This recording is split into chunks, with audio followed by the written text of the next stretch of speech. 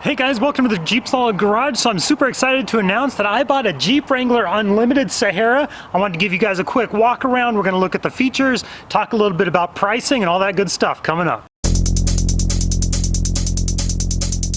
Rattlesnakes! Don't drop it. Stop!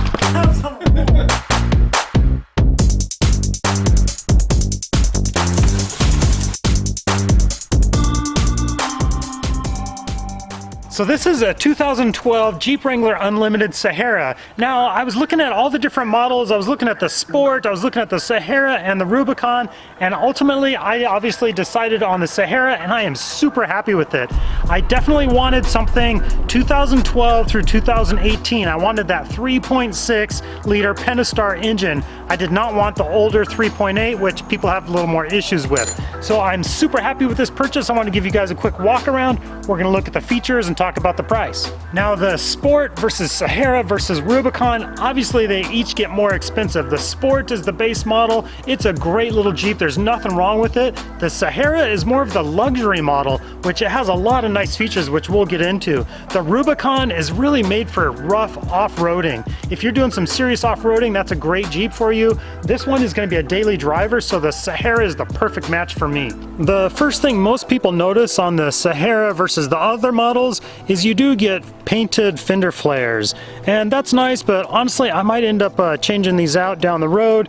This one actually even already has a little bit of clear coat peeling on it, so I'm gonna put some different fender flares on there, just really jazz it up. The other thing you can get with the Sahara is you can get a painted top. I like the look of the black better though, so that is why I chose this Jeep. It had exactly what I wanted. Mine came with some upgraded wheels. These have the XD series wheels, and they are really sharp looking, but the Sahara normally comes with a nice alloy wheel. And as far as off-road capability, the difference between the Sport and the Sahara, there's really not a lot of difference. They both have the Dana 30 front axle and the 44 rear axle, which work just fine. Obviously with the Rubicon, you're getting the 44's front and rear locking differentials, just a little more capability with that one. The big difference you'll notice with the Sahara is all the interior comforts, and for a daily driver, I'm good with that. And where the Sahara really shines is a lot of the interior comforts. We've got leather seats, leather steering wheel, power windows. Down here on this console we have heated seats, traction control, downhill assist, heated mirrors. But one of my favorite features is the remote start and keyless entry. So on those cold, frosty mornings when I need to warm the Jeep up, It's frozen. kind of bang on it, I can do that from my living room. That is so cool. The Sahara does also offer a performance suspension, gas shocks, which offers a little smoother ride, and 18-inch wheels. And I got a really great buy on this. So yes, this is a 2012. Like I said, I was looking 2012 through 2018, and this is just what I wanted. But man, for a 12, this Jeep is in great shape. The paint, everything looks just wonderful. There are a few little nicks and dings here and there, of course, like right there's a nice big paint chip. And as we mentioned earlier, up here there's a little clear coat peeling on the fender flare, but overall not bad. And yes, I was super impressed with the interior. The interior is just immaculate. For an 8-year-old Jeep, boy, it does not look like that at all.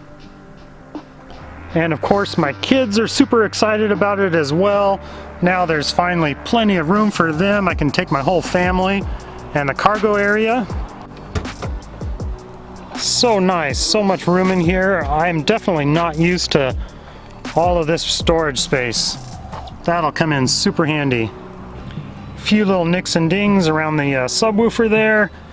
A little scratched up, but that's okay. And that's one other thing the Sahara comes with that I forgot to mention. This nice sound bar and a higher end stereo system. But yes, overall very impressed with the condition of this Jeep. And thank you to everybody that offered name suggestions, because I really need to name this, because obviously I'm going to be featuring it on my channel and discussing with my family, getting ideas from you guys. We've settled on a name. This Jeep is going to be called Chip. I'm Dale. This is Chip and Dale. The way we got that name, there's that good chip on the front door there. When my family and I were discussing names, I was like, yeah, it has this really good chip right up here. And then it kind of dawned on me, Chip and Dale, like the cartoon characters, not the dancers. And as I'm editing this video, I realized I didn't really discuss pricing very well. So I thought about like, well, how much do I want to disclose? I'll tell you guys, this Jeep was listed at $20,000 on Craigslist, and I did get it for a few $1,000s less than that. I'm seeing Jeep Wranglers Unlimiteds, the 2012 through 2014 range, kind of in that, you can get them like a super cheap one, a really great deal, it'd be a higher mileage, but an excellent deal would be in the $16,000, $17,000 range. 18, 19 is more typical, 20 is a bit much, so, but I did get a little bit less than 20, so I got a great deal on it.